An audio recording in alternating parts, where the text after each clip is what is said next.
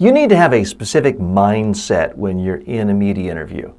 Too many people, even if they're comfortable, confident in other aspects of their life, they're all nervous. It's like they're walking on eggshells in the middle of an interview. Or they feel like their back is against the wall and they're just hoping the reporter doesn't sort of hit them or throw something at them. No.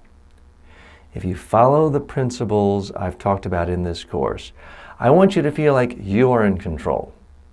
I want you to feel like your finger is on the control button, the edit button.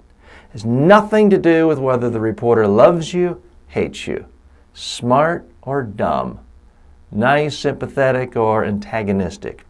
If you have great messages and you have great sound bites for your messages, and you know how to make sure you turn off the sound bites when you're speaking, you will feel like you are in control. So it's not about being this walking, talking quote machine. It's about control. Turn it on when it's on your message. Turn it off when you have to talk about something that is not a part of your message.